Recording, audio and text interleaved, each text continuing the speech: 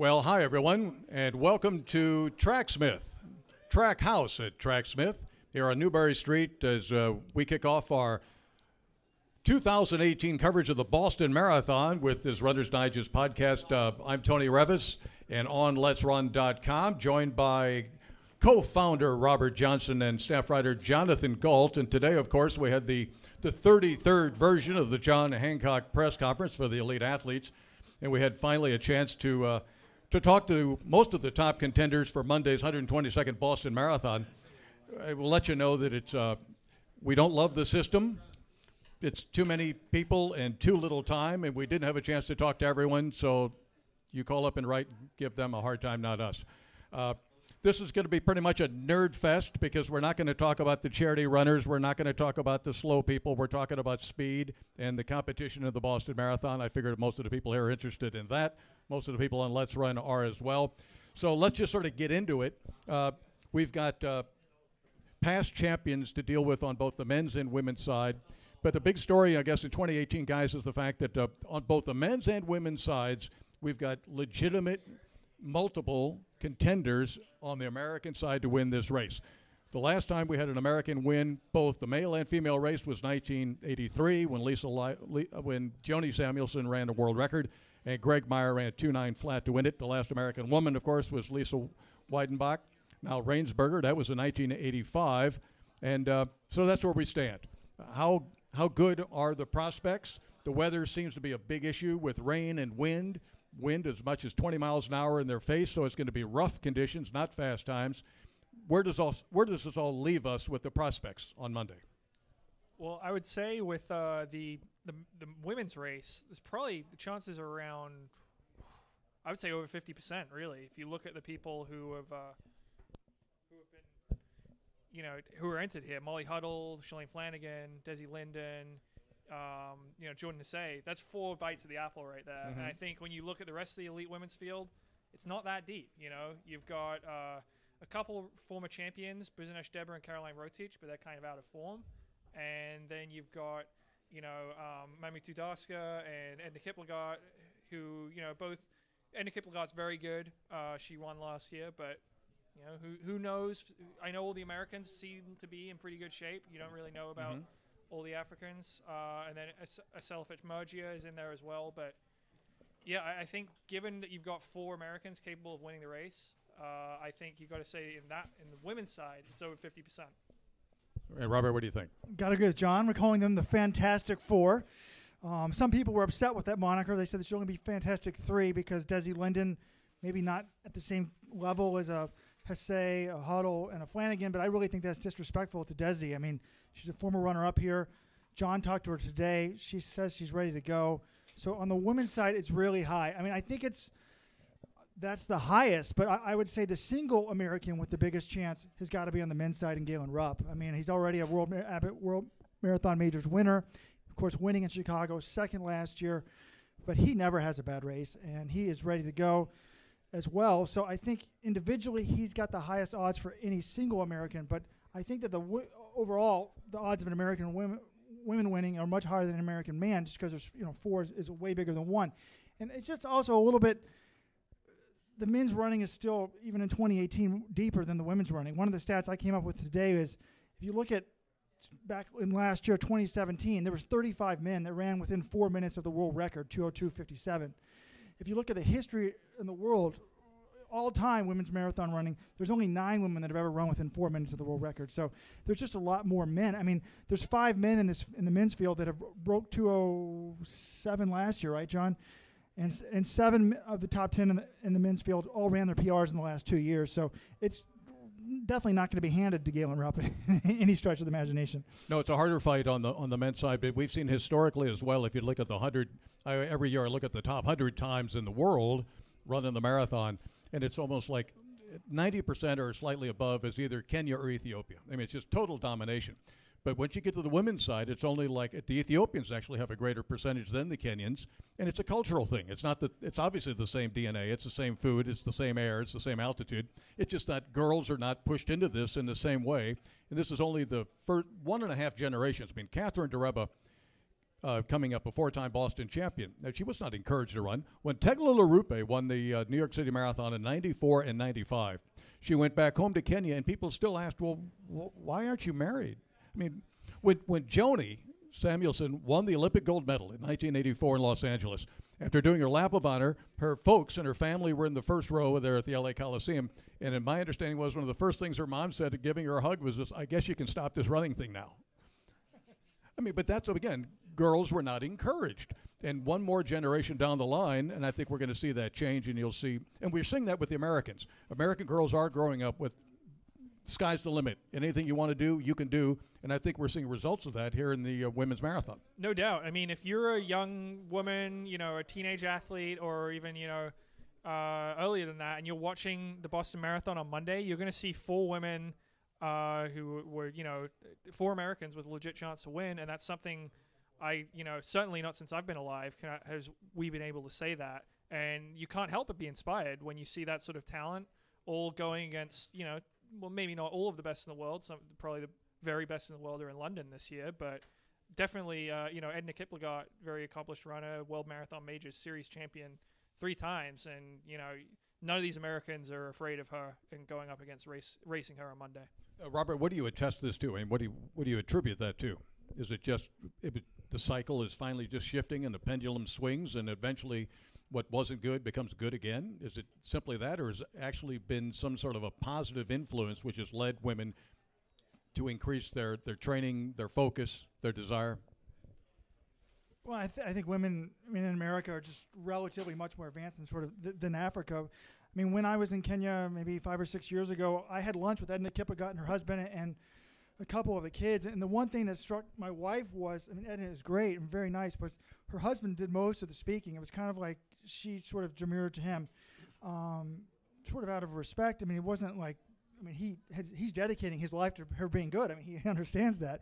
But it's just sort of a cultural thing, and I think it's changing. But in America, one of the things, I really think that, talking to Shailene Flanagan's mom 2 or 3 years ago, it used to be kind of Shailene was just training by herself in the Bowerman Track Club. And in recent years, she's added in Amy Craig, and they've got this big women's group now. And it's really we've got our own women's team, and I think that's really helpful. And you see that in women's soccer and stuff like that. So, it can't help but lead to more. Well, the Commonwealth Games, so look at Aisha Pratt, just won the steeplechase. And what happened? She went to train with other top people, and Emma Coburn. And that completely changed, that helped Emma, but it also really brought Aisha into a level that she was never in before. Yeah, because, it's interesting because the top women could always train with men. My claim to fame is basically being dropped by Catherine Ndaraba when she set the world record in the Chicago Marathon. I was trying in the lead vehicle then. I was trying to pace her, and she said, Robert, what happened? I can only make it like 14 and a half, 15 and a half miles. But, sure,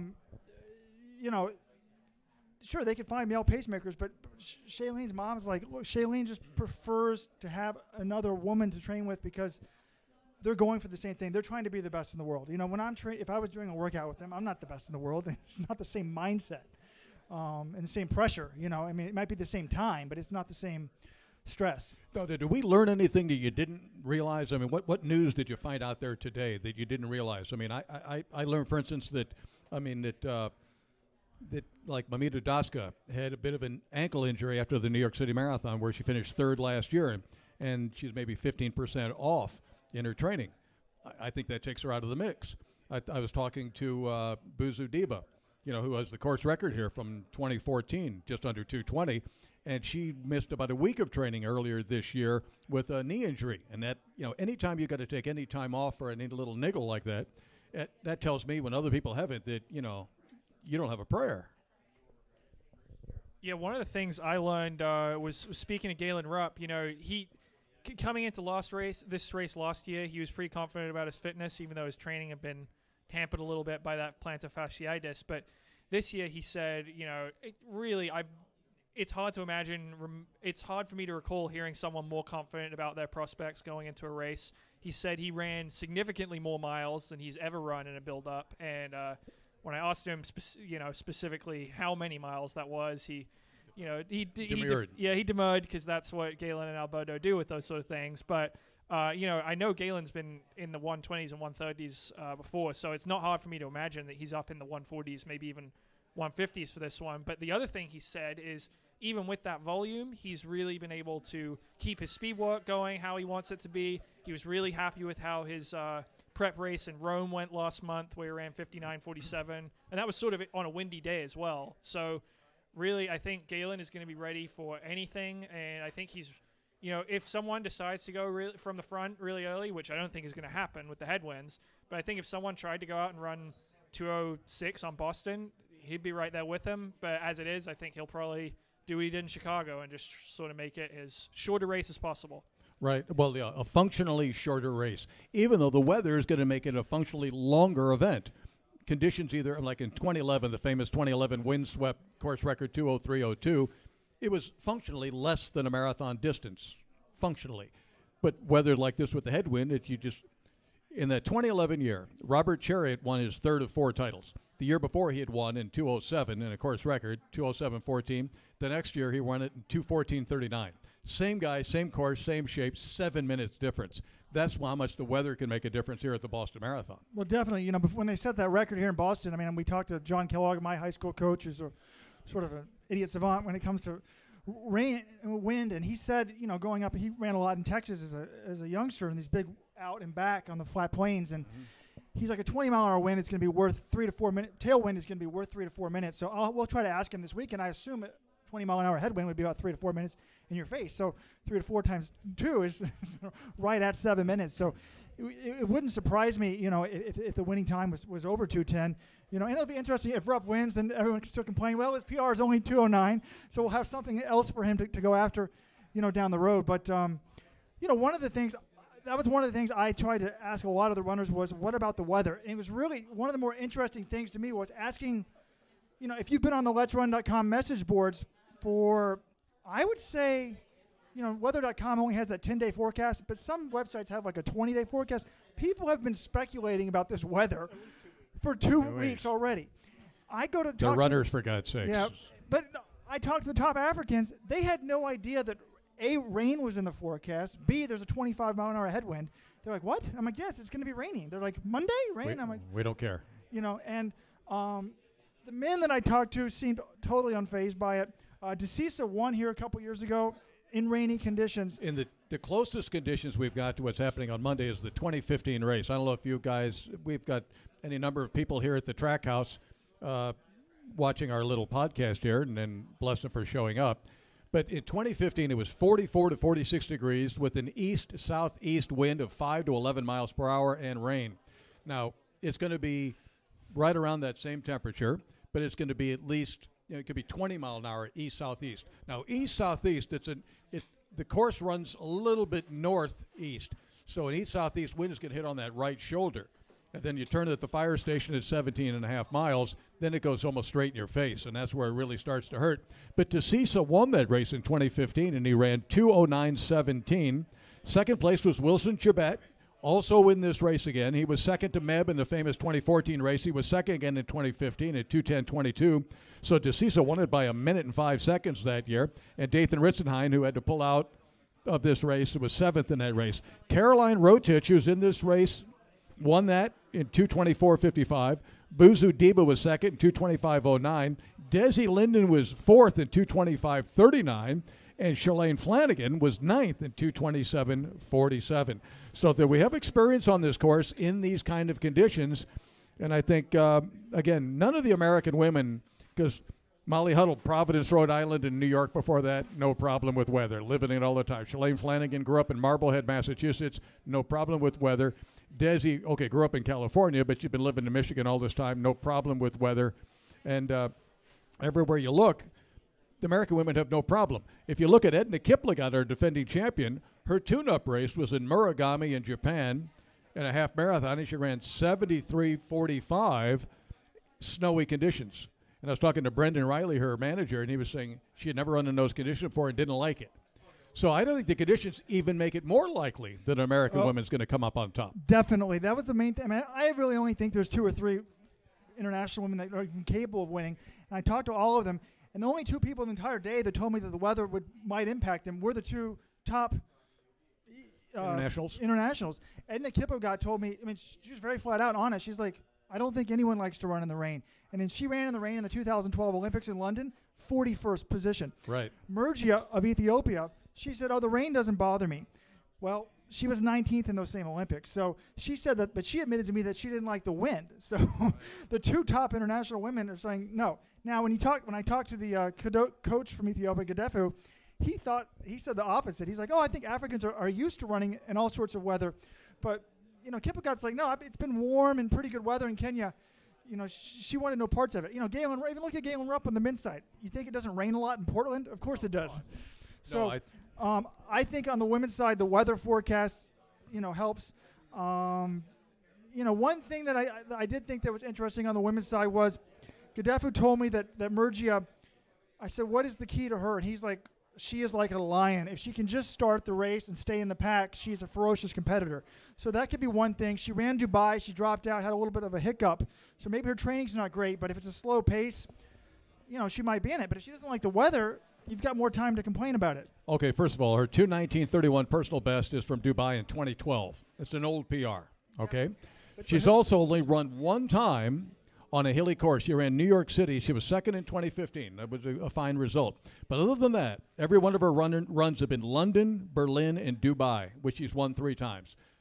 So the point is she's not used to these kind of courses. Right, and even her coach admitted, he's like, she's kind of tall. I don't know how she's going to do on the downhills. So normally coaches aren't giving out particularly the African coaches are like, everything okay, everything good. It's very hard to get anything out of them. So that made me very nervous with the weather. So I think maybe, Tony, we should be debating which American has the best odds. And I think John pointed this out in the preview on LetsRun.com. The fact that Shailene Flanagan is the reigning New York City Marathon champion, and we're not all in here saying she's definitely going to be the top American, like we are with Galen Rupp on the men's side, shows you what a quality field this is. I mean, Molly Huddle has not lost to another American woman on the roads in 6 years. So, this is only her second marathon. And her first marathon run in New York City, where she was third in 2016, was coming off an American record at 10,000 meters at the Rio Olympics. So in talking to Ray Tracy, her coach at Providence College, she did not have a marathon build-up. She had a very shortened marathon build-up. And this time it's been total 4 months of total preparation. I was talking to Ray Flynn, their manager, last night in the hotel, and Ray was saying, I wish Ray hadn't been so positive about Molly's chances. But Molly's a winner. Ray just came in. She's here to win. And the training that she's been doing, he says, I would have been happy for this training leading into the 10,000 in Rio. Right now, if she ran a 10,000, I think she could go under 31 minutes by a considerable margin. Yeah. So there's no holds barred on what they think Molly Huddle's ready to do. No, I spoke to Ray earlier this week, Ray Tracy, I should clarify, earlier this week, and yeah, he was incredibly positive. And Ray's not a guy to mince words. He keeps it real for the most part. But he was like, look, everything's gone perfectly.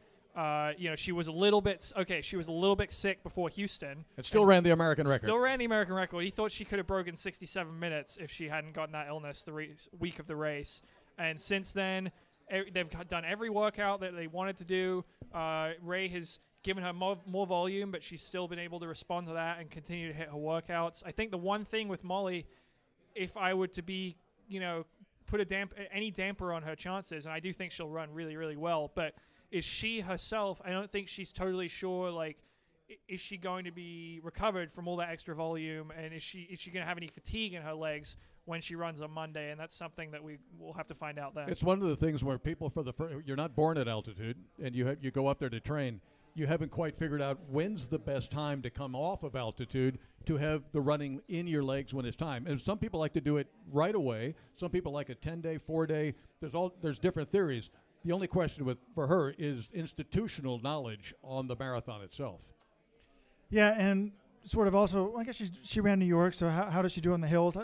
One thing with the weather and the pace likely to be slow, I think in my mind that might hurt Jordan to say. She clearly likes to run fast. She's run 2:20. She's so light. I think she wouldn't have a problem with the hills. But if it turns into more of a half marathon, you think that would certainly benefit someone like Huddle or Flanagan. Huddle has got to feel extremely confident. Ray Tracy, this was a half marathon. Jonathan, you said this line to you as well, is it? Every mile that goes by that nobody goes, the smile just broadens on Molly's face. the shorter the functional race is. In other words, I always used to like to say Ryan Hall liked to make it a long race and a short run. A short run and a long race because he couldn't change gears. Khalid Kanucci was the master of making it a long run and a short race because he could really close very, very well. I would think Molly Huddle, Shalane Flanagan, and Jordan to a degree, because she talked about this to me, would like to make it as short a race as possible, where I think Desi has to make it the longest race as possible, but that plays against that headwind. It's going to fight her the entire way. You can't afford to go out on your own.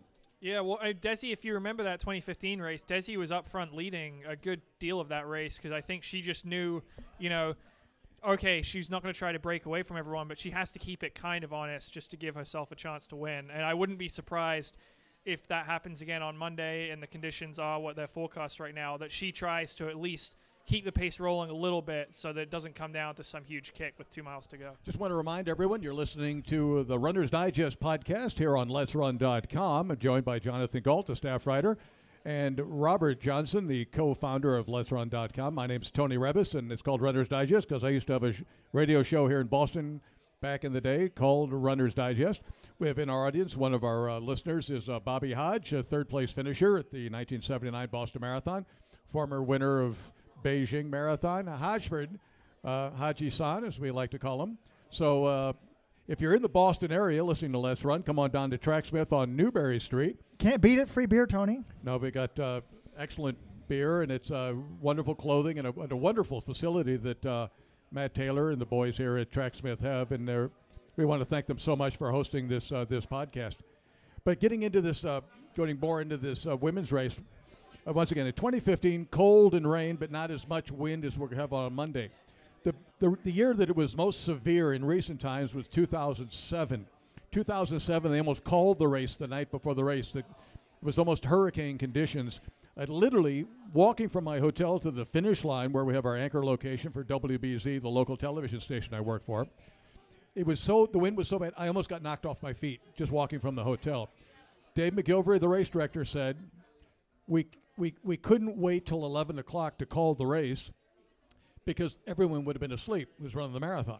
So we would have had to have called it before 6 o'clock, and we didn't have enough weather information to make that call. Besides which, everyone who has spent all those months preparing to run the race, even if we called it, they would have gone out there anyway. Oh, yes. And they would have done it, so we might as well help usher them down the field. But as it turned out, that day, again, it was very slow conditions, very tactical conditions, and I think, Robert, with that kind of 20-mile-an-hour wind, no one thinks in Boston in terms of time. You just want to get the win and the podium finish. And somebody like Lalisa DeCisa on the men's side, won in 2015, literally said to me at the press conference, I like the rain. Mindset is so important under rough conditions. Yeah, DeCisa was the first guy that I talked to today, and I asked him about the wind, and actually that reminded me, my notes got lost off my computer, so I lost a lot of these notes. I'm like, which guy was it? It was him. He seemed like a smile on his face when I told him the weather was going to be bad. So he was excited about it. You look at the 2007 winner, it was Robert Kipkowicz's Chariot, 2:14. He ran 2:7 the year before. Yeah, so, that's 20 seconds a mile difference. Yeah. So, I think that it's interesting, y'all were talking, just sorry to backtrack to the women, but I had a point I don't want to forget. With Desi Linden, she needs to make the pace honest, but in some ways the headwind could help her because we don't think she can run 2:20 flat. So she kind of wants it a slow pace, but she wants it to be a grind. You know what I'm saying? Yeah, I asked her quite flat out. I'm like, if all of these women run their A races, can you beat them? And she said in Berlin and London, a course like that, no. But she thinks in Boston she can do it. And I believe her. If she runs her best possible race, I think actually she still might get beat. But she believes she can do it, and I think she would definitely be close. Well, she could have. She was in position and could have or should have won that 2011 2011 race where she ran 2:25, still her personal best at 2:24.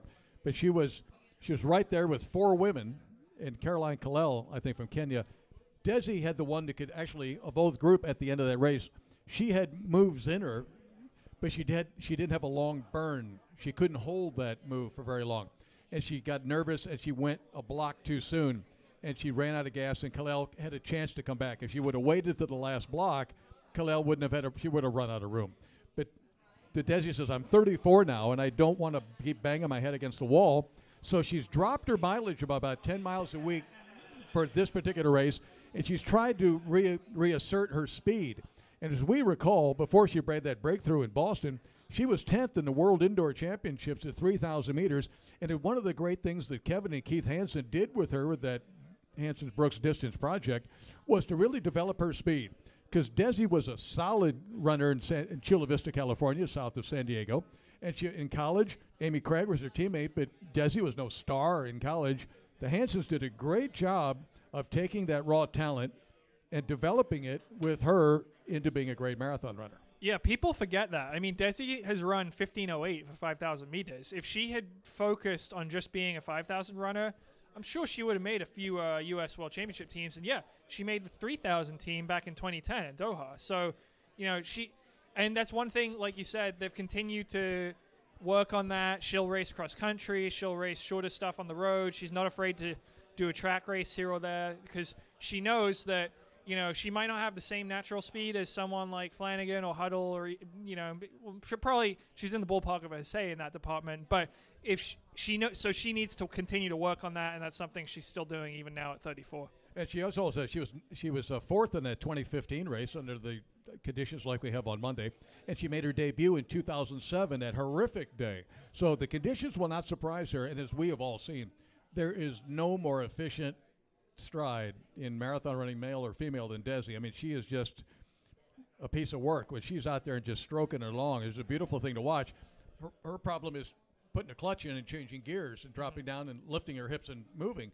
That's what she has a tendency not to do, and that's what Huddle's got. That's what Flanagan's got, and obviously we've seen Jordan Hasse being all the way back to her in 2007 when she was the world junior silver medalist at 1,500 meters, and everyone thought when she made the Olympic trials finals as a high school senior in 2008, everyone thought, why wouldn't you, that she was going to be a 1,500 meter runner, and there was a marathon runner hiding inside. Yeah, really. No, I mean, not many people are the NCAA mile champion, and then, you know, that was back in 2011, and now 6 years after that, she ran a 2:20 marathon. That's, you know, that's a rare amount of talent for someone to do that. Yeah, I was talking to Toni before we started the show. She kind of reminds me of a little bit of Ryan Hall. She was so good in high school at the mile, you think, well, of course she's a miler. You know, Ryan Hall was a 3:43, 4:01 miler in high school. No, really, they're just super talented at the mile. Their best event is something called the marathon, which is 26.2 miles. So it's going to be really, you know, fascinating. You know, one thing that people think that Davila doesn't have any speed, but her 10,000 meter PR and Hasse's are almost identical. I think it's 31:37 and 31:39. So, you know, those two remind me sort of the great Japanese runner, sort of like Noguchi, a mid 31-minute 10K runner, but she could run 2:19 for the marathon. And yet, it's when you need to accelerate in the moment when the surge happens. Yeah. It's one thing to hold a long pace over time, but in this, especially in a course like Boston, it's not what you do; it's when you do it. And weather like this, with headwinds, et cetera, and the cold rain, one would assume that this thing's going to come down to being an 8K race. Yeah. Well, yeah. One thing on the women's side that I was thinking about, Toni, was who's got the pressure from a psychological standpoint. I mean, you know, Shailene's from Massachusetts. She won New York. She said today this may be her very last Boston Marathon. Right. I think she's probably going to have one more in New York, and that may be it for her. Maybe she wants to start a family of her own. She's got some foster kids, but maybe she wants to have her own kids. So I think that there's certainly pressure on her. I think it's even self-imposed. To be honest. Oh, yeah. And I think in terms of Hasse, she's already run 2:20. She's been top 3 here. She really wants to win. I think the one, and Davila is really, she's wanted this race for so long. I think the one who has the least sort of playing with the house money is Molly Huddle, because she's not a marathoner yet. She feels like she's in perfect workout. So I feel like that's why, you know, when John did this, asked these coaches about a week ago, who do you most highly on? He thought everyone would say Flanagan's going to be the top American or Hasse, but a lot of them were saying, probably at least half of them were saying, no, I think it's going to be Molly Huddle, because there's really no pressure. She's a supreme runner. She's an American record holder, 10K, half marathon, former American record holder at the 5,000. So it's going to be impressive. And she runs well in Boston. She's been a 4-time champion of the BA 5K. Yeah. The day before the Boston Marathon, so she likes running in Boston. She's 45 minutes away in Providence, Rhode Island. She's a New Englander. Yeah, and one more point on Molly. I mean, I asked her specifically, are you going to be okay if you don't win this race? Like, how are you going to view that as a failure? And she's like, no, I'm just trying to grow as a marathoner, And I think she really has her eye on 2020 and that Olympics. Boston, I think she could win. She probably thinks she can win, but I guarantee you, if I ask Jordan Husay or Molly Huddle, Jordan Husay or Shalane Flanagan or Desi Linden, are you going to be okay with not winning? Is it going to be a failure if you don't win? I think they would all say, yeah, it kind of is. Did anyone talk to any of the outlier potential candidates? So there's one of the athletes that I'm looking at, Gladys Cheshire from Kenya, running in her second marathon. She was 2:24:51 at Amsterdam last year. Of course, it's a flat course, but she hasn't done anything obviously since that time. But if you're looking at somebody who's just completely under the radar, she's won. Obviously, she's Kenyan. She's 2:24. She's been on an All-African team. She's been a silver medalist, I think, for 10,000 meters on the All-Africa Games. Been top 3 in the national championships in Kenya. So she's kind of an afterthought in this field. But we'll see. Yeah, I wrote in our preview, Tony, I think if you're looking for a dark horse, it's her. Because, like you said, she was second in Amsterdam in her debut, 2:24. Now, Robert has this stat he loves. We put it in all our previews because it's a good one. In 30 of the last 31 World Marathon major events, it's been won by someone who either has a sub 224 PR in the marathon or has a World Championship or Olympic medal. And Gladys Cheshire has neither of those. But what she does have is a lot of pretty fast half marathons that suggest, I think she's run under 67 minutes and she's been consistently under about 69 minutes in the half. So she's someone, and her first marathon, second in 2:24 in Amsterdam, that's a pretty damn good debut, No, exactly. So there's a lot of room to grow. And again, of course, in Kenya, every third guy or third woman has got an Olympic medal, a world record, or a world marathon major title. So the belief is generally off the charts. Yeah, the more I look at her credentials, I think that she's really probably behind Kipaghat, maybe Murgia too, maybe the third best, international, because on the men's side, again, as we started off in the broadcast, there's probably 8 or 9 people that can easily win this race. And the women, I'd say it's the 3 or 4 Americans and then maybe 2 or 3 others. But, she trains with Renata Canova, so she has a very good coach. Her half marathon PR, John's right, 66:57. So she's faster than Molly Huddle at the half marathon. She's run one marathon, 2:24. It's a pretty good showing. No prep races, but, no one did get to talk to her today. So. And again, the weather is going to hold everyone back, so it's not going to be a speed burner's day. So she's going to be in the mix for a long period of time, and the longer it goes, the more it turns into a half marathon, not a marathon. As long as the Kenyans have a tendency to surge, but generally speaking, in the past, and we have to be honest about this, the international field is not nearly as deep. And we've seen this in Chicago and in New York City the last couple of years. The international fields have not been as deep as they have been in the past. And when there's more of them, there's more of an opportunity to do a lot of surging, a lot of not even paced at all. But I don't think there's enough internationalists where they can afford to be they can't play too many games themselves. So I think it sort of plays to more of an even pace, especially in this hard wind. Yeah, if the American field wasn't so good, I'd probably be complaining a little bit about the international women. Lack thereof, because I used to come to these majors every time, and I would go through the entire media guide to make sure they weren't trying to set it up for an American victory. The fact of the matter is, the more you spend on the American runners cost more. It costs more to live in America, so you got to pay them appearance fees. So the more you spend on American field, the less there is for their national field. So it's a little bit suspect on the women's side, I think. But certainly not on the men's side. There's so many people on the men's side. It's kind of ridiculous. If you had to pick somebody to be the men's champion, who would you pick? Because I think there's about 7 guys that have a good shot. Well, since Rupp never has a bad race, I would say Galen Rupp. And everyone thinks I'm a Galen Rupp hater, but I know that Galen Rupp is going to run a good race on Monday. I don't have any doubt about that. But if you talk about never having a bad race, Lalisa DeCisa is not only a 2-time champion here, he's run 13 marathons. He's won 3, but he's been on the podium 10 times. Now, true, he only ran that 2:14 at that in Monza, Italy, at that Breaking 2 project last year. But to me, like I wrote in my preview, That just tells me this guy's a racer, not a time trialist. Yeah. I talked to him at length today about that. I said, what was that like? Did you know you weren't in shape? Because he ran a half marathon before that. And it was only like 62 minutes. He's like, no, my training was actually okay, but I was kind of injured. And he's like, it's like 250 per kilometer. It's very hard to do that for a marathon. So then I asked him about New York. He was third in New York in the fall. He said there he was in really good shape, similar to the shape he is in now. So if you think third, that's not that great for him with his credentials. But he said he got sick in New York. He said, I showed up in New York. I had gastric problems. It sounds like he was losing a lot of fluids. I'm not sure if it was either through the mouth or through the backside. But, to get third in New York when you've been sick for 3 days, seriously sick, like in the bathroom the whole time, is pretty amazing. I mean, he had a little smile on his face, so you can't discount him. And then, Karui was our number one. We ranked him right now, or did we rank? Won the Boston, won the world championship. He should be the favorite. I mean, he didn't lose the marathon last year. He won. He's the defending champion. Jeffrey Karui deserves to be considered the favorite. But since no one talked to him, and one thing I don't think we've said on the show yet is he's changed his coaching environment. He's from a remote part of Kenya where he's pretty much the only elite marathoner there. And he used to travel to Eldoret to train with Renato Canova every once in a while, do a couple key workouts to see where he stood. Did that several times last year for Boston. Going into Worlds, he only did it once or twice. And then this year, talking to his agent, he hasn't trained with Canova at all. So he's been totally on his own. But he did decide, when you're training remotely, it's like he feels like things are going well, but how do you know if you don't have anything to judge yourself? It's kind of that group training environment that Flanagan gets. Flanagan trains with Craig. She gets to see how things stand. So he occasionally he traveled to Patrick Shane's group, which is the top marathoning group in the world, which features Eliud Kipchoge.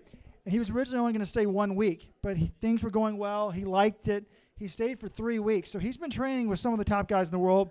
So I imagine, he's pretty confident that he's got a good shot. If you take a look at him as well, he doesn't look Kalenjin, the primary tribe in Kenya, which creates so many of the great runners.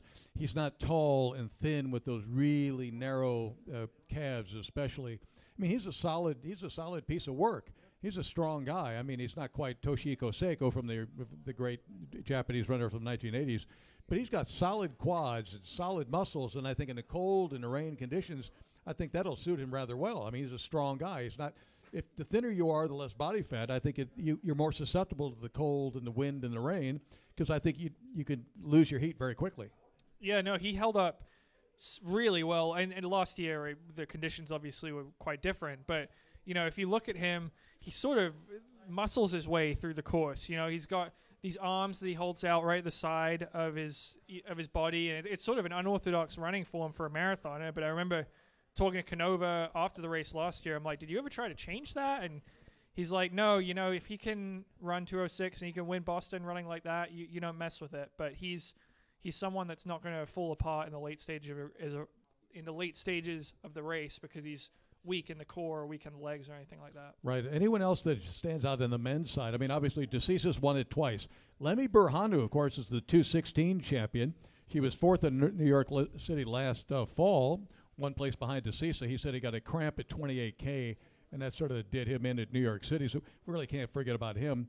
We got Norbert Keegan, who was a 2:05 guy from Amsterdam. The Evans Chibet, a 2:05 guy from Valencia last year. Someone I've heard about from other people. I was in Honolulu last weekend for the Hapalua Half Marathon, and Philip Tarbe, who's now a two-time champion here at the Hapalua, said he's been training with and speaking highly of Felix Candy. He ran 2:06.03 last year in Seoul, but he says that guy's in 2:05 shape. Now, it's not a 2:05 day, but he says Felix Candy, well under the radar, but is in great shape. Yeah, I mean, there's probably a half dozen Kenyan guys that could win it. I mean, you're talking about you just mentioned Evans Chibet. I mean, look at his last three marathons: 2:05.30, 2:06.42, 2:05.31, 2:05. Actually, last four marathons: 2:05.33. So the slowest of his last four marathons are 2:06.42. So you look at that and you're like, how does that guy not win? Now, the reason why I don't think he's going to win is just because he's been amazing. He's been second, third, fourth, second. So there's 0-1 victories. He's never won a marathon. So if you're not winning Seoul, Tokyo, or Valencia even, you're probably not winning here. Now, he was third in Berlin, fourth in Tokyo. So, but I mean, that's quality stuff. And then I heard some other people talking about Phil Monroe, the Toronto champion from last year. 2-time Toronto, right? Yeah, the last 2 years, actually. 208 and 27 in 2016 and 206.52 last year, I think was the Canadian all-comers record. So, he's had 6 marathons in a row under 209. I mean, I guess nowadays 208 isn't that amazing, but very solid, competitor. So that's the thing, I think that there's at least 4 or 5 guys that are are going to run a good race, internationally on the men's side. On the women's side, I'm not confident I wouldn't bet my life that there's even one for sure. I bet there will be, but it's going to be tough for Rupp because there's so many different people. But one thing I think with Galen is he runs the marathon kind of like Mo Farah runs the track races. He's not going to waste any energy. He's not going to do any work. And people, Steve Prefontaine may not approve of it, but we've learned over the last 40 years the best way to run a race is to save energy, and then make one move and make it count. Why would, as long as they're just paying off at the finish line and they're not giving preems for, checkpoint records or whatever it is, why would you, if speed is your thing, why would you waste yourself on doing some work? Let the other guy get rid of you. Yeah, well, and speaking of speed, one guy we haven't mentioned yet is Tamirat Tola, who has the fastest personal best in the field. He ran that, he set the course record in Dubai last year, 2:04.11. He ran faster in Dubai this year, right. 2:04.06. That only got him third place. And if you look at him head-to-head against Rupp, he's actually 2-0. He beat him in the 2016 Olympics. He got the bronze medal for Ethiopia behind Mo Farah and Kenyan runner whose name escapes me at the moment, Paul Tanui. Sorry, there we go. But he got second behind Geoffrey Karui at the World Championships last year, and he raced Galen Rupp at the Prague Half Marathon last year in the lead up to Boston, and he absolutely destroyed him. He beat Rupp by about 2 minutes or so. He crushed the rest of the field. He won that race by over a minute. He's a guy who's got some good speed. He's got a good marathon record. He's got a good coach in Dedefo. I think he's a serious threat to win as well. I talked to him today, and he said it really straight out. I've done very good training to be the winner. He wasn't talking about running fast. He says, I'm here to win the race, essentially. Yeah, it's kind of disgraceful we didn't mention him first because I talked to him too, Tony. Very personable guy. Tony wrote it best on Tony's blog, TonyReavis.com. He said he's a 26-year-old that looks 22. Everyone says the Africans are overaged. He looks so young, got a big smile. He gave me a big thumbs up for the picture, but the only concern that Dedefo, his coach, had was, he ran Dubai at the end of January. Right. And there's only been, I think I put it up on the website, 80 days between Dubai and now. So you take a week or two off after Dubai. And 2 weeks, he took 2 weeks recovery. Yeah, and you're down to, 66 days. So that's not a lot of training. So Dedefo like, I'm just not quite sure that he had enough time to recover. But he sounded, he ran he was third in Dubai. He ran 2:04.06. Right. So right there, and the winner was 2:04 flat. Yeah, so if he could just get back to that fitness, I think he's got a really good shot. And when I asked Dedefo, so he trains with Berhanu and also Gayu Adole, the guy who was the breakout in Berlin last year, ran 2:03, for second place. I said, those 3 guys train together. I said, of those 3, who's the best for the future? And without hesitation, the coach said Tola. And I'm like, why? He's like, he's just very serious about everything. So it's totally focused, and I think that's one of the things that Galen Rupp, honestly, when people ask him about Galen Rupp, the thing that's been amazing me about him is he's been a machine for more than a decade. Never gets hurt, always on his game, always focused. So if you can stay on your game and focused and healthy, you're eventually going to, sort of walk into a win. If you've got a 10% chance of winning and you do 20 races, well, you're probably going to win one. So Tola has great PRs, very, great success against Rupp. Could be the guy to beat. He was third at Dubai. He was second last year behind Karui, though, in the World Championships in London. So that's the one guy none of the 3 of us spoke to was Geoffrey Karui. We'll have to catch him tomorrow or the next day. But we're just assuming he's in fine form. Yeah, I mean, we talked to his agent, Valentine Trow, briefly at the hotel. And, when you ask these guys, when you ask the American coaches or the agent, the athletes themselves, like, are you fit? most of them are pretty excited and like, yeah, we're really fit. Here's what we're doing. We're doing X, Y, and Z. I asked Valentine, I'm like, how's he doing? And he's just like, okay. But okay from Valentine means different from okay. From if an American tells you that, you'd be like, what's wrong? It's just okay. Whereas for them, it's either okay or not bad means that could be enough to win the race. Somebody at DeLisa, when I asked him how he was good, he said, very okay. That's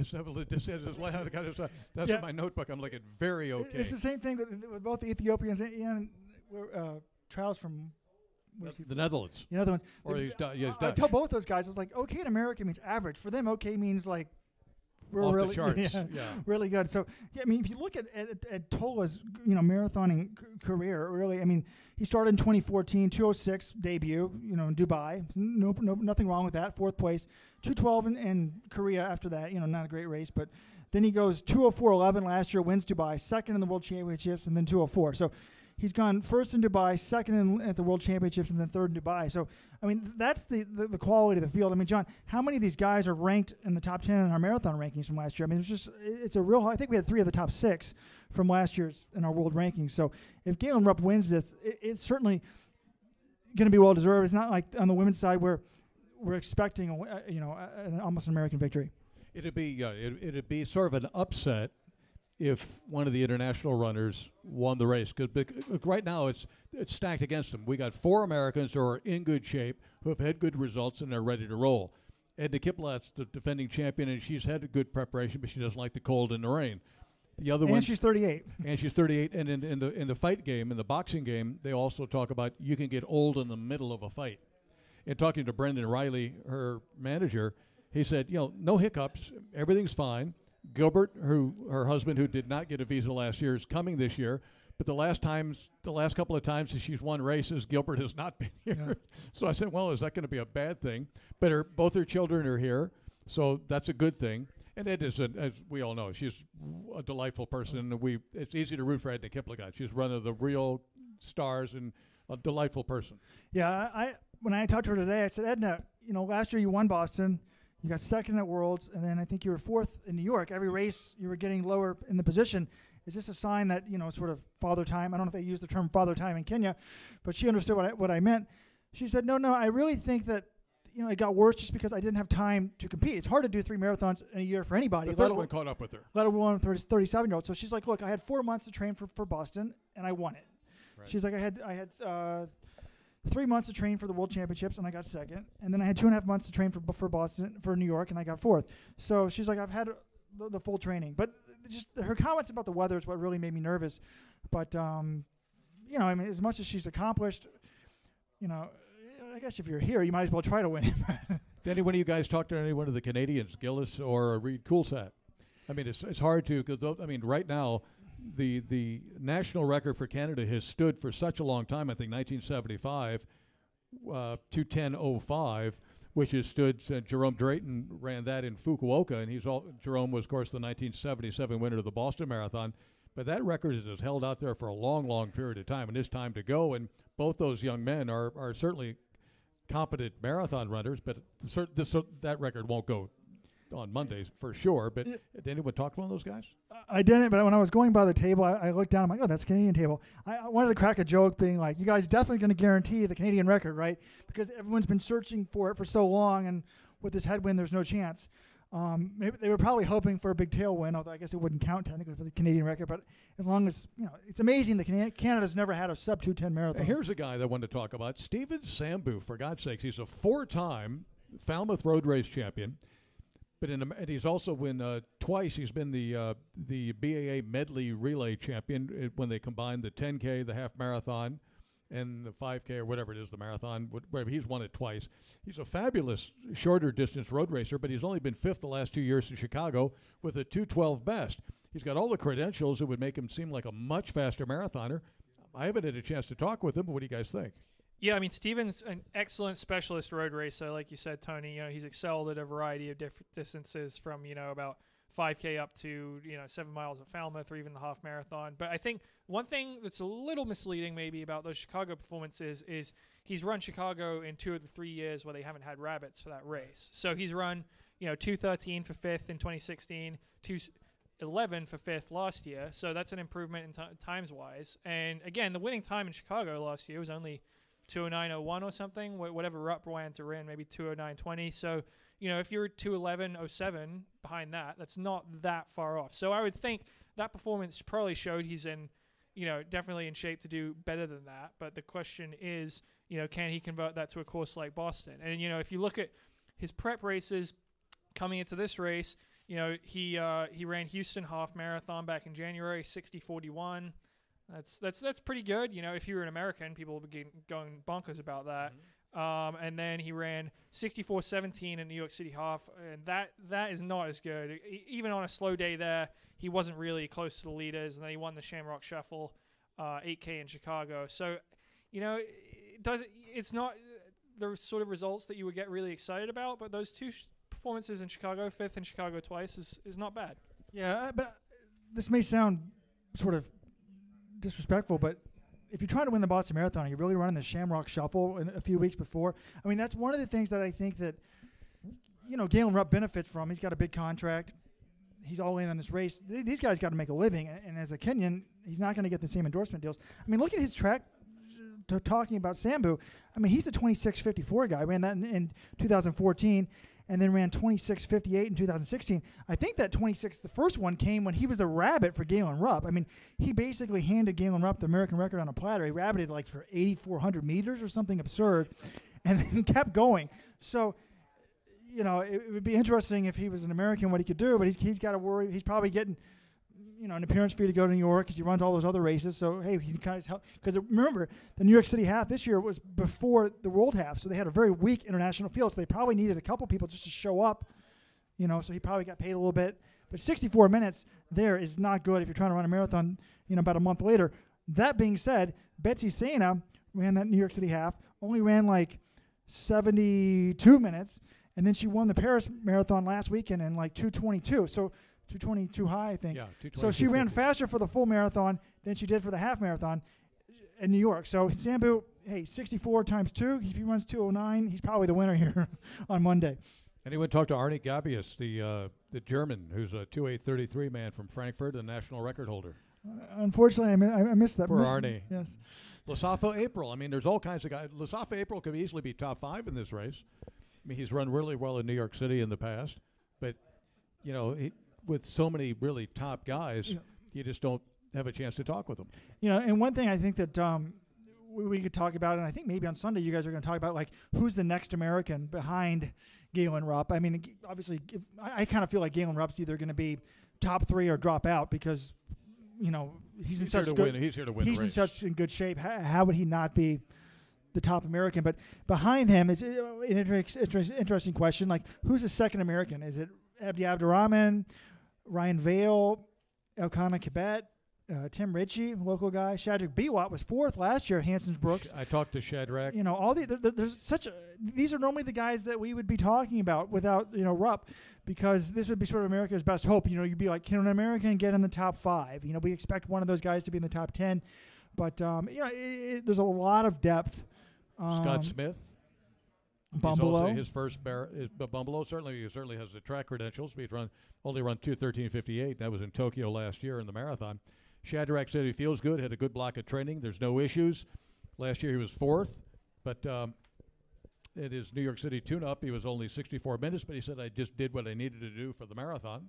Yeah, I mean, that's something that in the Hanson's program especially, they don't really put too much stock in those prep race half marathons because they're always in heavy training, and they'll really back off a little bit right before the marathon, but for those prep races, they won't really back off that much. And Shadrach, one thing I mentioned, I talked to him as well, and he said last year, about a month before the marathon, he had to take off about 8 days because he came down with this illness. And, he had some decent training apart from that, but he came into the race and he still got 4th off of that. And he said this year it's been different. He has had no setbacks. He did a little bit of warm weather training down with Dathan Ritzenheim down in Florida, and he said that was good because usually he's just grinding out these workouts solo, whether it's in Michigan or California where his family lives. So yeah, I think Shadrach, he's not a guy that people talk about nearly as much as Rupp. They were teammates in college as well, if you remember. But he's a guy certainly top 5. He's got top 5 in New York and Boston the last 2 years.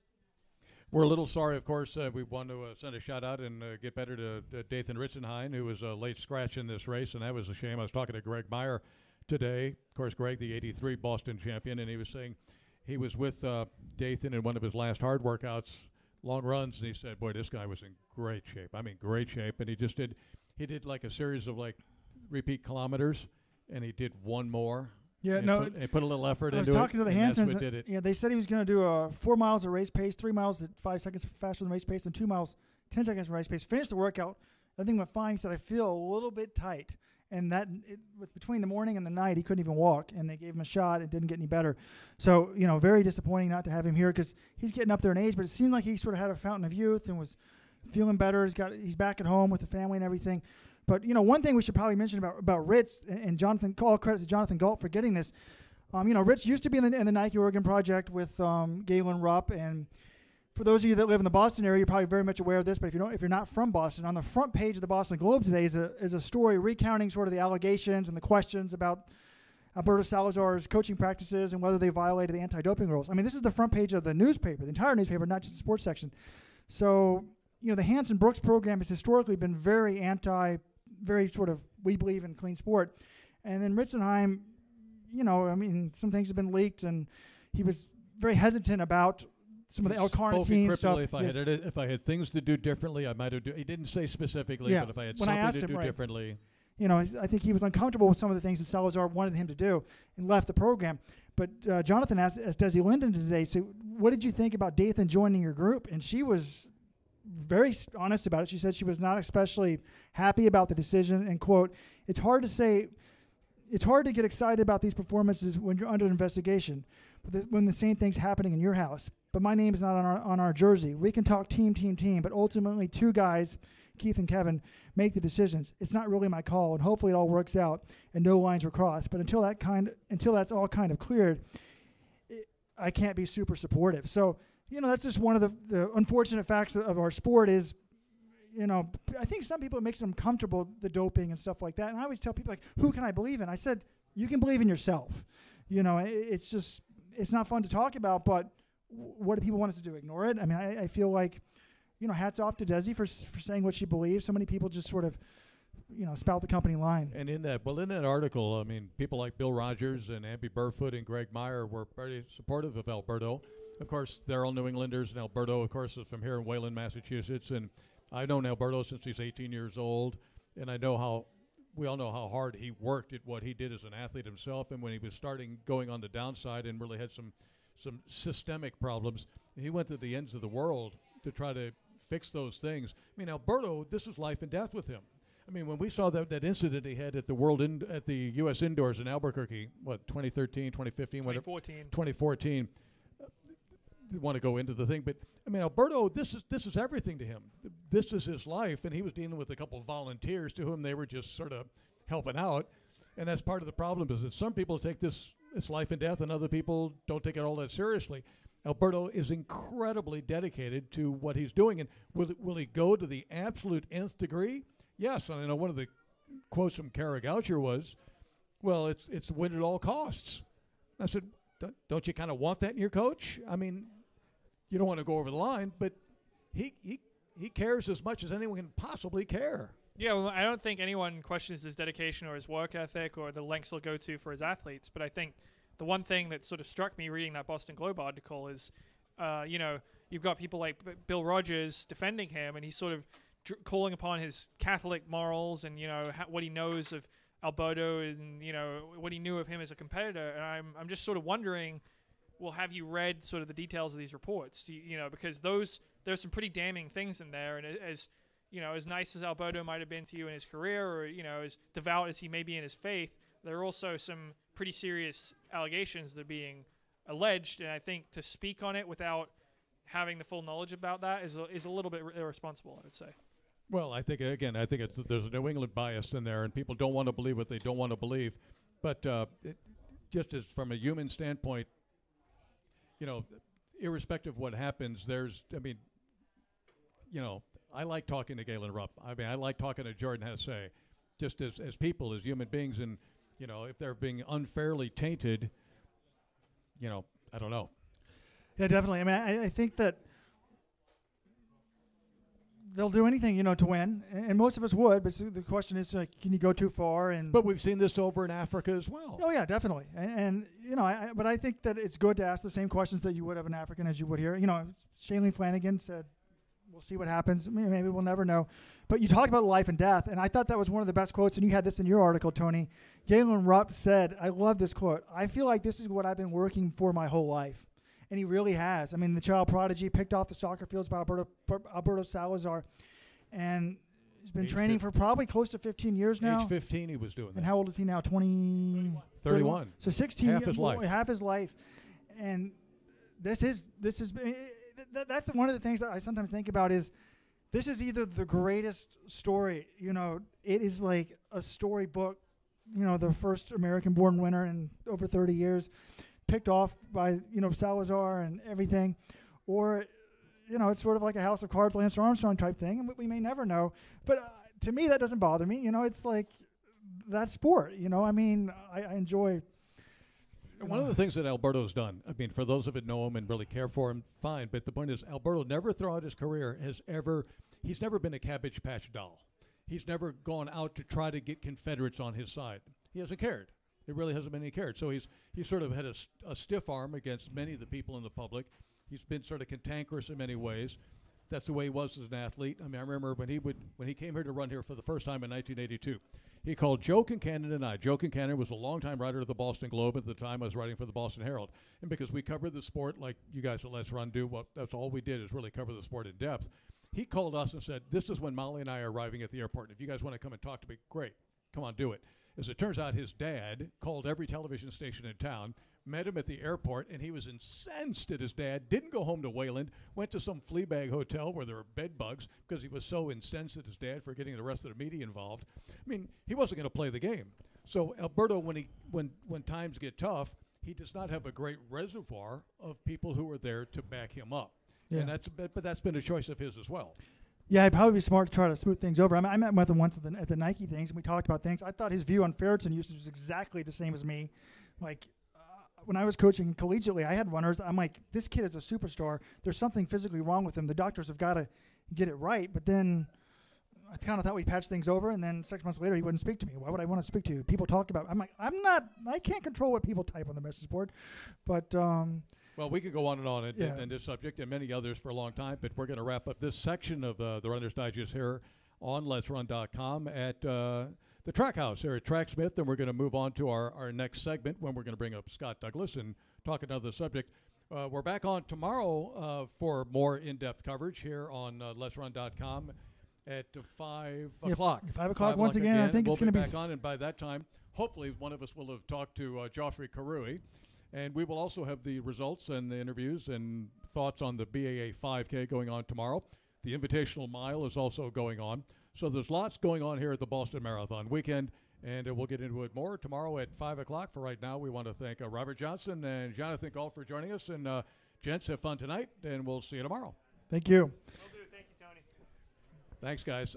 And also on Sunday night, we will have at 3 o'clock, I said, on Sunday afternoon, we will have our final discussion here at Track House on LetsRun.com.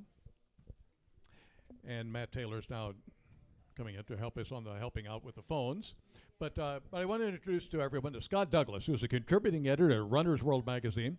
He has a brand new book coming out. It's called Running is My Therapy, and it's being published in 4 days? Day after Boston. Day after the Boston Marathon. And Scott, welcome to the Runner's Digest and Track House.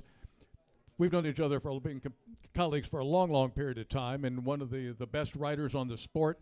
He's written this is 9th book that he's written or co-written.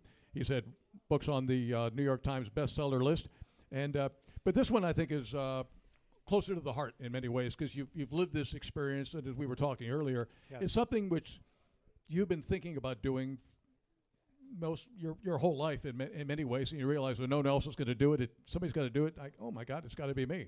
Right. So the book is called Running is My Therapy because for me that really is what running has always been. Sort of the key to my mental health. Ever since I started in 1979, I was I tried to be competitive for a while, and that was important to me, but I would have always run a lot just for the mental health benefits. I kept waiting for somebody else to write this book to just sort of explain like why and what it's like to sort of have this, like have that in at your core, what it means that running is my therapy. And nobody did, and so I figured, well, I'll do it. Well, we'll talk about that in the sense that I think anecdotally everyone who runs realizes that I just feel better having done it. Yes. We were talking earlier as well that no matter what else I didn't do today, if I got my run in, I did something of significance. It feels like a significant thing to do because it takes a certain amount of effort to do it, but it was more than that for you. I mean, when did you realize that this is impactful more than just from an athletic standpoint? Almost immediately. So I started running in middle school soon, and it's about the same time that my sort of chronic low-grade depression took residence. And when I started running, it was the one thing in the day that sort of felt good while I was doing it, that I looked forward to, and that afterwards I thought, oh, like you said, like, if nothing else, I did that today. And that's a universal feeling for runners. But for people with depression, it has sort of an added help of it's hard when you're depressed to feel like anything matters or that what you do matters. So I'll just stay on the couch all day.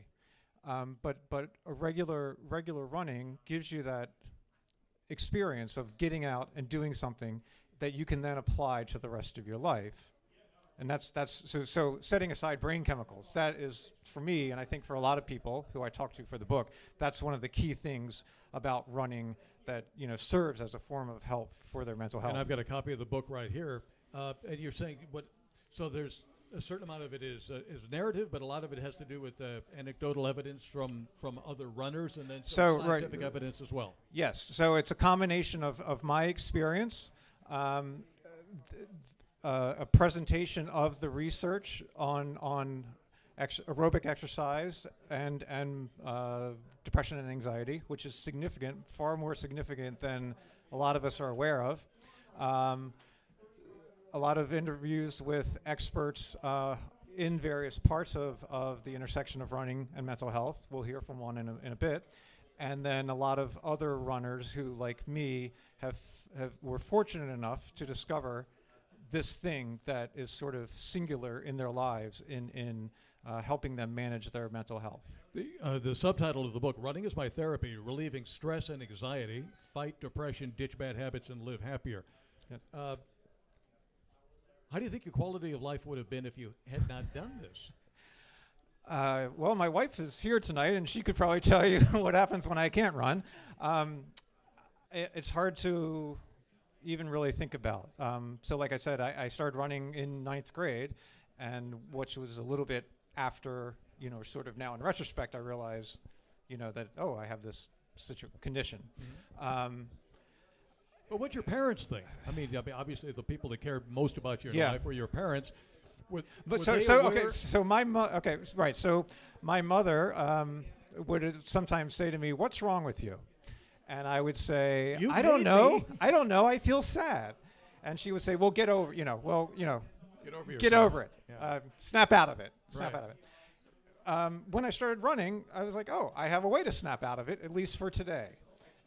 What I learned in writing the book was that, and this was one of the key things I wanted to find out, was, we all have the experience of, I was in a horrible mood, I went out for a run, I came back, the rest of the day was better.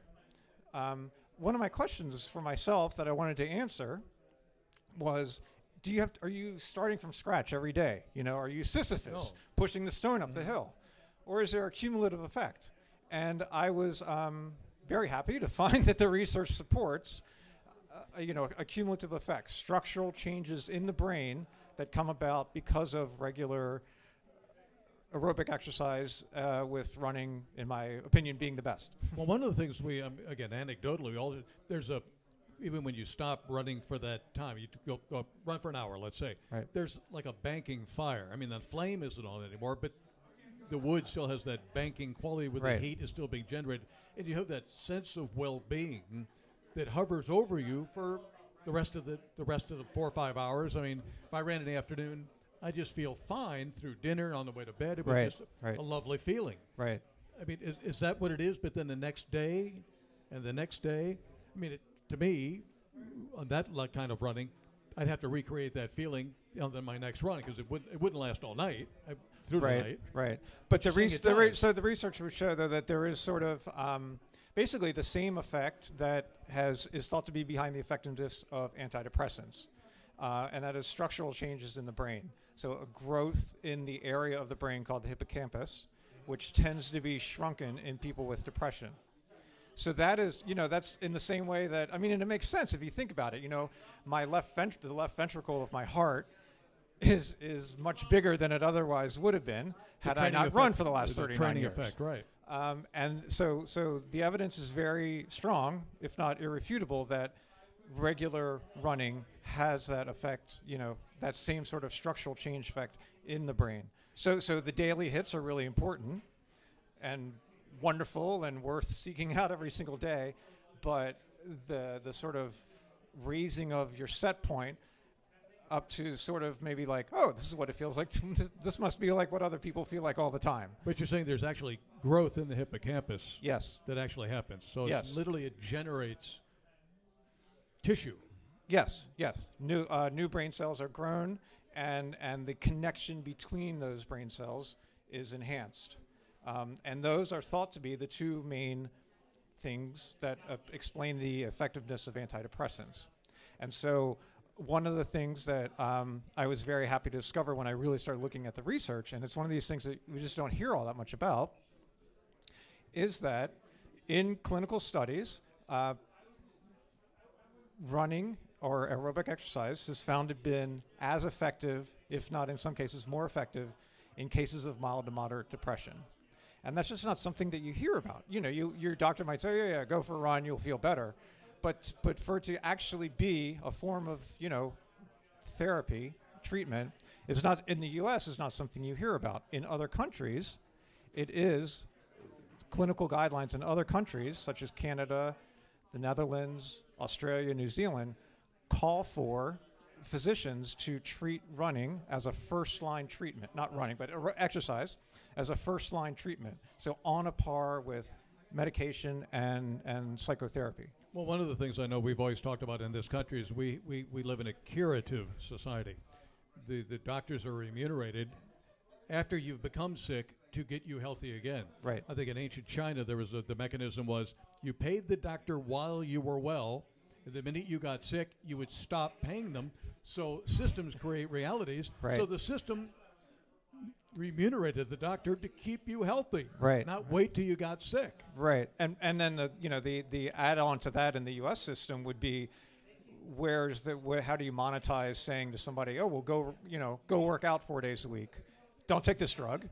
The drug might very well work for you. I take an antidepressant. I'm not saying antidepressants are bad, but there's no in our medical system, there's no way for a doctor or anybody to make money from saying, go run, check back in 6 months. We live in a monetized society where you have to be able to make money on it. Running is not going to make anyone money from a clinical standpoint. From a clinical standpoint.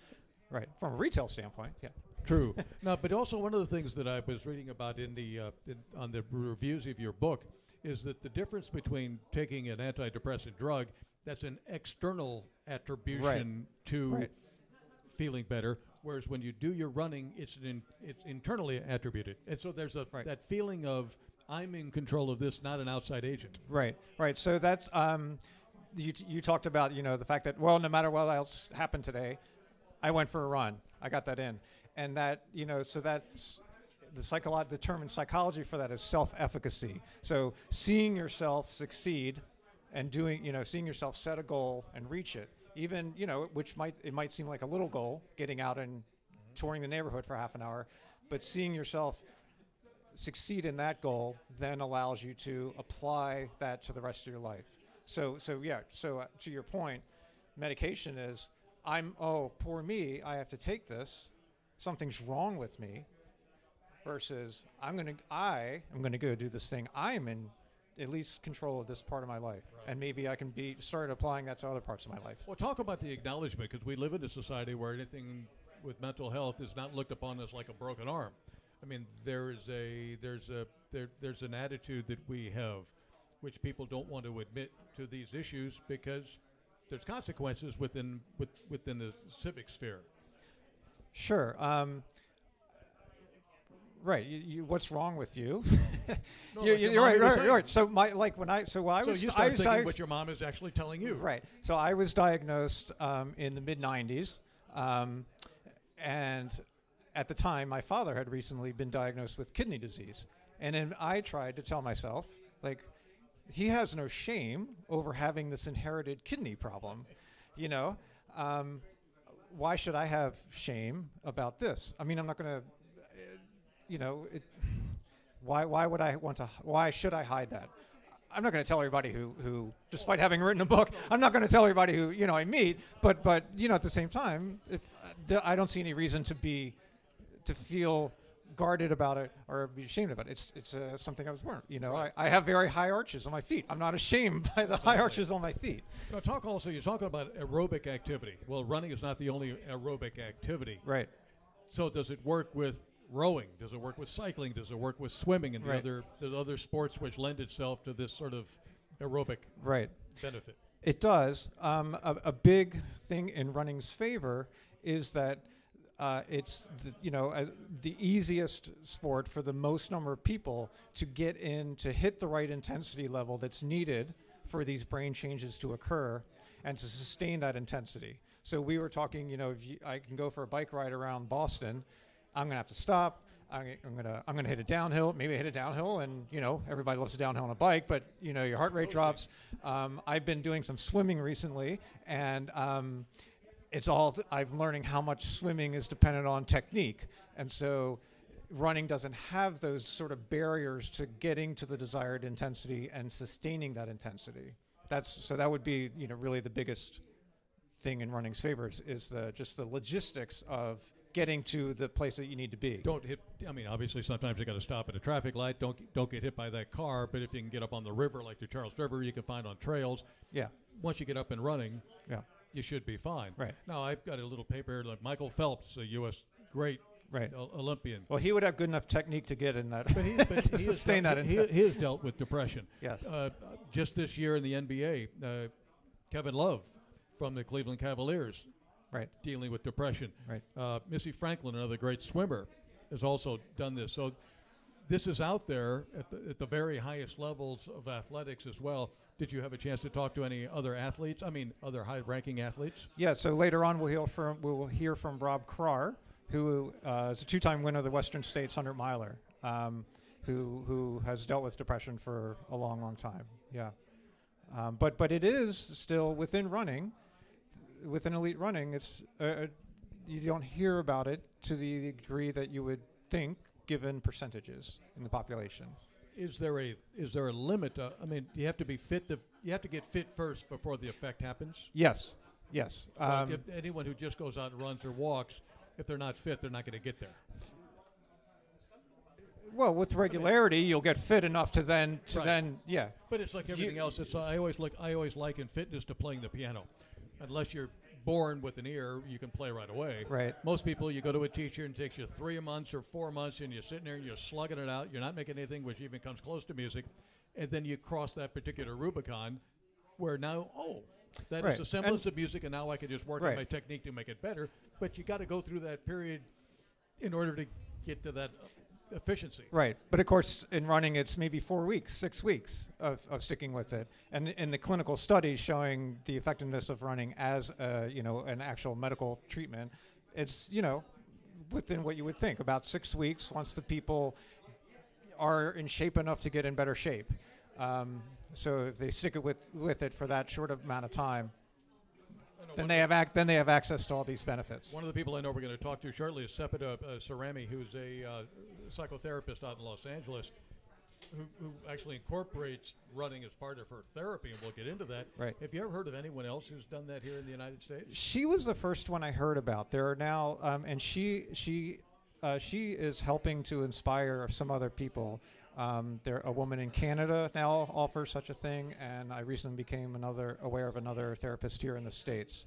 And then I also recently learned of a group in, I think it's Michigan, don't quote me, who they incorporate it into sort of their group practice. But she was one of the first. Once again, everyone, you're listening to Runner's Digest here on LetsRun.com. I'm Toni Reavis, along with Scott Douglas, who's the author of many books, including his new to come out, Running is My Therapy, Relieve Stress and Anxiety, Fight Depression, Ditch Bad Habits, and Live Happier. It's put out, published by The Experiment, and it's coming out the day after this Monday's Boston Marathon. And we will be joined shortly by a two-time Western States 100-mile champion, Rob Carr, and Sepida Sarami, the psychotherapist from Los Angeles. You know, Scott, one of the things I've done out in San Diego was I've gone to a number of preschool and after-school programs and primary schools where there are volunteers. It's not part of the school program, but volunteers come in, and they run these kids before school. And for every lap they do of the schoolyard, they get a little bead they can put on their shoelaces, and then the class that has the most beads at the end of a week gets the bronze shoe to put in their classroom. So there's little motivations that they give these kids. And when I talk to these teachers, these volunteers who do these programs, one of the things they say is, if we run these kids, especially the boys who have a lot of energy, if we run them before school, right, you know, they're not as disruptive during the classroom when we've got them locked down with all that excess. We've burned off their excess energy. Yeah. And now we see, of course, that things like recreation time or athletic programs in schools are just being stripped away, and it almost seems like it's a classic penny wise, pound foolish mentality. Definitely. They're just, I mean, if you talk to any schools or just if we're thinking about that, of how do you take this message, which you've been so important in your own life, and you're seeing evidence of how important it is in other people's lives, how do you proselytize? So move to Canada. There's like a nationwide program in Canada that uses running in sort of, it's similar. It's like a mental health version of of what we have here of Girls on the Run. So how do you get schools to reenact to have physical activity again? I don't know. But so let me real quick before Sepida joins us, is one of the reasons that works for everybody is one of the main attractions of running for people with anxiety. There's a chemical that is commonly known as GABA that is basically like a calming chemical that is released. And so that is one of the main reasons that people with anxiety, not depression, find running to be so useful, because of that sort of calming effect that it has on these kids, regardless of their mental health, but for people who are in special need of it. And is this different from what classically we talk about, the endorphin release, the self-induced? Yeah, these endorphins. are different, right. So endorphins are sort of the catch-all, and endorphins are one of the many brain chemicals that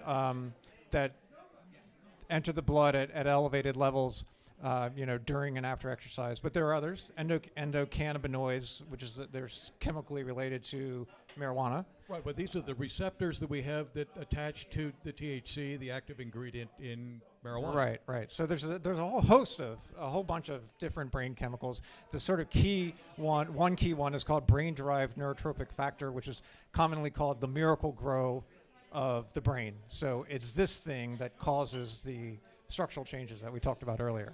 Well, great. As we talked about earlier, there's a clinician out in Los Angeles area, Redondo Beach, I believe you were saying, Sepida Sarami, who is a proponent of this very much. She has a part of her program is Run, Walk, and Talk, and I think we have Sepida on the line. Sepida, you with us?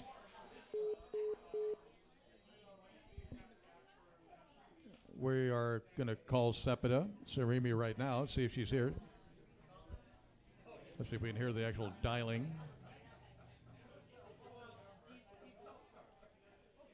Hello, Sepida. Hi there. How are you guys? Fine, Sepida. I'm Toni Reavis here, Scott Douglas alongside. Welcome to the Runner's Digest here on Boston Marathon weekend. It's a very exciting weekend, as you can imagine, at the 122nd running of this great marathon. We've had a lively conversation with Scott about his new book, Running is My Therapy. And I know that you're the founder of Run, Walk, Talk Therapy out in Los Angeles, and we were talking that anecdotally, any of us who run always realize this banking feeling of well-being that attends our run, but also our post-run for many, many hours. How did you as a clinician find this connection from a therapeutic standpoint being effective? So I actually found running before I became a therapist, and then when I went to grad school, had the opportunity to look at the research, a lot of which Scott has summarized so well in his new book, and was wondering why it's not in practice at all in the States. There's not really a lot of running therapy yet, and I'm hoping to change that. What I find really effective is that there's a lack of eye contact, right? And certainly running is not the only way to do that. Freud did that with his patients. People would lie down on the couch and they wouldn't look at him, and then they were less self-conscious and they were opening up a lot more. And when you're side by side with people, running with them, they will tell you all sorts of things that maybe it would take you months and months to find out. And it would take them months and months to have the courage to disclose to you very quickly. So my experience has been that it kind of accelerates the process of forming the therapeutic relationship, because people are way less guarded, they're way less defensive, and are able to access material that is important to their mental health much more quickly. So that's one component. Certainly the neurochemical benefits that support a happy, healthy brain is another huge component of that. And then the third thing that I think about is symbolic. So in running, you are literally moving forward, and you're doing that with another person in a relationship. So in running therapy, that's what we're doing. We're doing that together. And that is typically the opposite of what people are feeling when they come into therapy. Nobody comes into therapy because things are going well in their life. People are coming to therapy because they feel stuck. So kind of from the get-go, we have an opportunity for them to move, and that literal physical movement often will translate into other ways of shifting their lives. Right. Stephanie, I was Scott and I were talking earlier. I was saying that, I've been a journalist for over 40 years, and having lived in the Boston area for 25 years, I used to do a radio show called Runner's Digest, as much as we're calling this podcast. But I used to go running with Bill Rogers and Joe Benoit Samuelson and Frank Shorter, all the top runners. And my best interviews were done on the run, because after a couple miles, they'd forget that I was a professional tattletale and basically telling everyone else what they said. And we would just be runners, and we would just run along. And they would say things much more revealing than they ever would do. And I would just sit with them at a desk or a table doing a standard interview. Is this something along the same effect? That is not surprising to me at all. That's been my experience. And actually, I've had the pleasure of running with a lot of journalists who, find my work, or I've reached out to them to promote running therapy. And journalists never disclose anything about themselves. But when I'm running with them, they start to tell me everything about their lives as well. And they end up being very surprised. And I think that's why there's been a really good reception to Run, Walk, Talk, is because people are experiencing that for themselves when they come out to try it with me. So I'm not surprised at all that you have such good material. Running is such a good way for people to feel comfortable with talking about themselves. Right. I know I was telling Scott as well, my brother was a meditation teacher back even in the early 1970s when it first was introduced in the United States. And I always kept telling him, Mark, running is my meditation, because the mantra is my footfalls. And you get into this rhythmic, you get into the flow, and you don't have to think about it. And you don't think right arm, left leg. You just do it. You're not breathing in, breathing out. And what jogs is your mental state, and you reorient yourself, and you solve problems without even meaning to solve problems. My question to you is: do people already have to be a runner when they come to you, or do you have to convince them to begin running to get the benefit of your therapy? So my approach, actually, there are a number of people who don't run with me at all, but who are runners in their regular lives. So it's really a mix. I have a number of people who will come and they've never run before and they're really nervous to do it. And I just very gently suggested and talked to them about the benefits, and most people are willing to try. I also have people who are walkers, and even though running is my favorite modality, I'm I have found that walking can also have very many of the same benefits, just in terms of people relaxing enough to be able to talk about what's going on with them. And then the other piece is that sometimes I get runners that are really fast, and part of what I'm trying to do is to help people to see the running therapy as something a little bit different from just a workout or like a training session, and trying to get them to slow down and use running in a different way. So you're not just like running for pace or running for fitness. You're running to be able to talk. Now, tell me this, about, I mean, with Scott's book coming out and your therapy out in Los Angeles, how is this being accepted by the wider medical community? People have been really excited about it. I've had a lot of interest from other clinicians who have reached out to me. I'm training a number of clinicians in my approach, who are from all over the country. I've also had patients come to Los Angeles from out of state to do single sessions with me. And every single physician I've ever talked to about it loves the idea. I didn't invent it. I didn't invent running therapy. It goes back about 40 years to the joy of running. I think that was the first therapist who, he was a psychiatrist, Thaddeus Kostrobala, who really came up with the approach. And I think and then it kind of fizzled out, and I'm not really sure why. And it took off in Germany. So now what I'm really trying to do is get more people excited about it, just to introduce the concept to them so that they know that it exists, and get it in as many communities as possible, because I'm finding it just so incredibly effective. And it's good for the patient, and it's also good for the therapist. So ultimately, my hope is that community mental health will take on this model, so that clinicians who typically have really high workloads and are more apt to burn out and leave the profession are going to stay in longer, because it's a model that also works for them. One of the terms I've heard mentioned is neurogenesis, which sounds like new growth. Can you talk about that? It's not just the drugs that are released as that change in actual brain architecture or brain, however I want to call it. Yes. So I think actually, Scott, you'd probably be better equipped even to talk about it, because you've compiled all this research in this book. But yeah, my understanding is that running is one of the only forms of exercise or activities that we can do to actually build new neurons. Which is great for our brains. And I will let Scott answer the rest of that question, because I think he would do a much better job with it. Well, Stephanie, if people want to get a hold of you, how do they do so?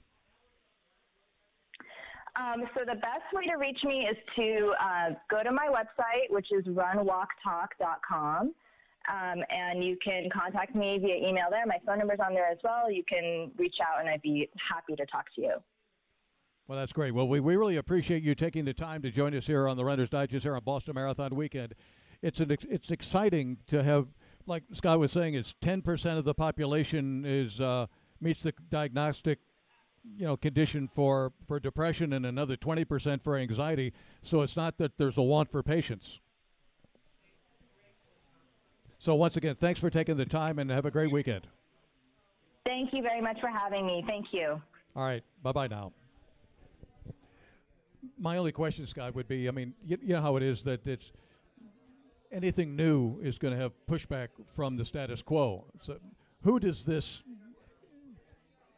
whose ox is getting gored, so to speak, with this? Who's being challenged by this new therapy? I would say sort of the standard U.S. medical practice, some of the things that we talked about earlier of our current medical system prioritizing payments and procedures rather than treating badness rather than helping people achieve full health. The more cynical people out there might think certainly the drug companies would be happy if people didn't know about the possibility that exercise might help them. I wonder if you've ever done a study. We have to look into it. What is the amount of money spent annually in America on antidepressants?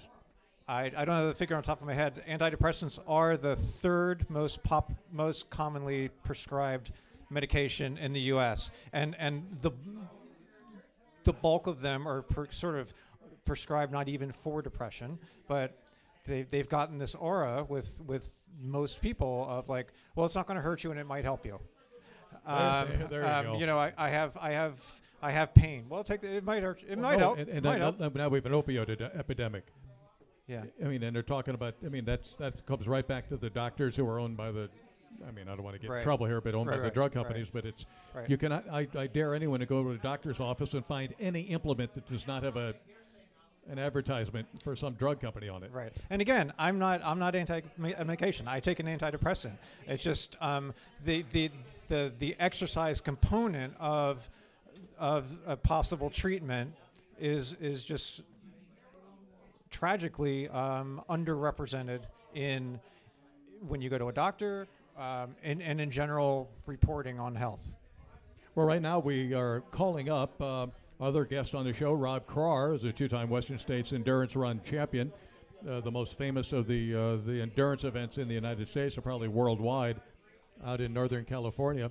And Rob Krar, are you with us? Yeah, can you hear me? Yeah, Rob, can you hear us all right? Yeah, I can hear you fine. Great, Rob. My name's Toni Reavis. Scott Douglas alongside. Thanks for taking the time to join us here on Boston Marathon weekend. Rob, tell us, as an elite ultra athlete, you spend a lot of time in your own head, out on the trails, of course. Talk about the connection between depression and aerobic activity from your personal standpoint. Yeah, well, I've had sort of a long and storied history with depression. It began in my years in college at Butler University. And I'd say I went through the typical cycle of denial, anger, and finally acceptance. I've been in track and on the roads, but it really wasn't until I began running on the trails and dove into the world of ultra running that I think I really found my greatest therapy, which is being outside in nature on the trails. It's my opportunity to sort of escape the concrete jungle and either be alone in my thoughts and problem solve, or not to think at all. So it's a truly valuable resource for me in my therapy for my mental health.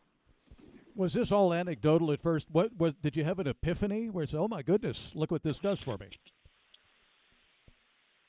Sorry, could you say that once more? Yeah, was it ever like an epiphany where you're just out on the run and you just finally put two and two together and you realize, wait a minute, it's not something I just do professionally, but this actually has some longer effects on something which has sort of been a downside of my life?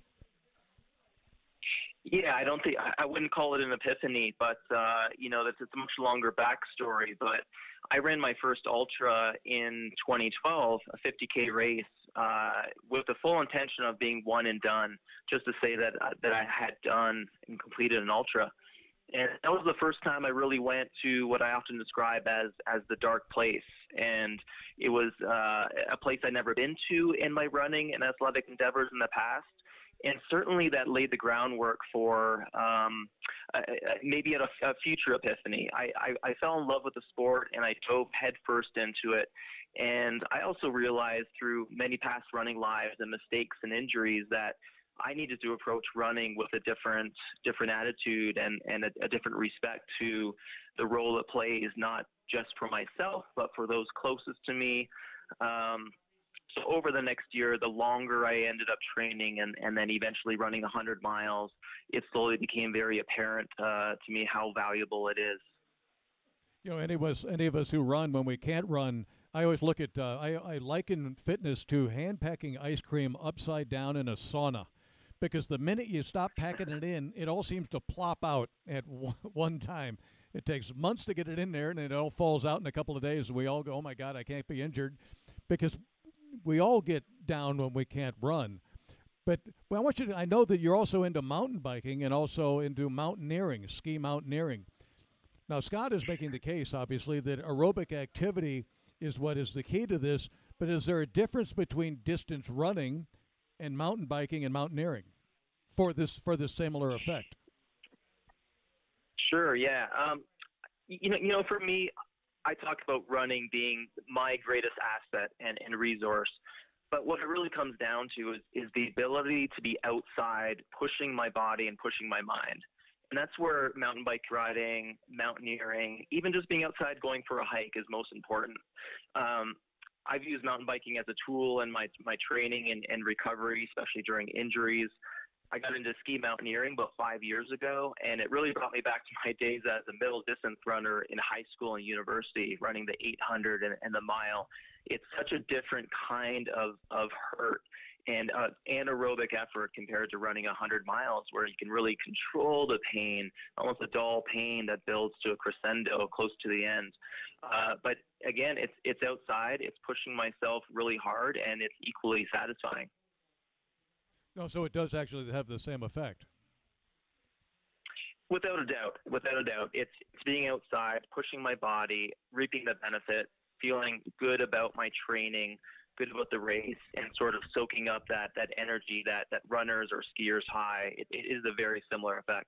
Hey, Rob. Hi, it's Scott. So one of the times when we talked, I recall you talking about running, though, sort of having more of a meditative, a reliably consistent meditative aspect to it compared to other sports. Mm-hmm. That running yeah. the running for you was easier to spend that time in your head versus sort of the loudness of mountain biking and that sort of aspect of it.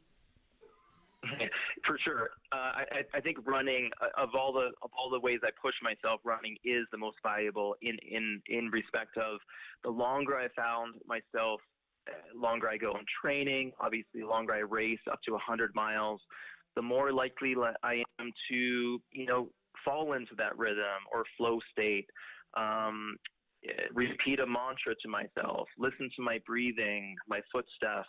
It is almost a meditative state, and it's where I find the most comfort. And I've early on in my ultra running career, I discovered this link, and I can't fully explain it, but when I'm at my worst and in the deepest hole in my depressive episodes, somehow it's similar when I'm in the last 20 miles of a 100-mile race and I'm feeling desperate and my body just wants to stop and my mind wants to quit. And it's a similar desperate situation, but I'm in control of it. I can choose to stop or keep going. And 9 out of 10 times I keep going. And it's this immensely gratifying feeling to have that control of such an intense few hours of my life. Have you talked to other athletes in the ultra community about this? Have you had any people who have talked to you about this around their own state? Yeah, for sure. I was very quiet. Really wasn't open about my struggles up until maybe 2012, 2013, and I'm very thankful to have been a part of a short film called Depressions, and it was sort of first-person account of a long training run for Western states. And I knew a lot of people suffered from mental health issues before, but it was incredibly eye-opening, the amount of feedback and messages and response I got from that. So in the meantime, since 2012, 2013, when I became more vocal about it, without a doubt, it's I think allowing yourself to be vulnerable opens the door for others to do the same. And it's been touching and deeply valuable for myself and to others just to be able to have those discussions, whether it's one-on-one on a training run or a more involved discussion in a group. It's been nothing but a positive experience for me. I know that Scott told me you're trained as a pharmacist. So I want to ask your view of meditation within that pharmacological construct, because we were talking earlier in the show that the fact is there's no way to monetize people. Go out and run, you'll feel better, as opposed to take a pill. I can sell you that. I can't sell you running. Yeah. Again, this could be an entire other conversation. I was a pharmacist for 13 years. And I would say I had a very conflicted relationship with my profession, in that for the longest time, I was still in denial, and I was very adamant of not taking any medication. And again, being cautious of my words, because I know, I'm sure there's a place for medication.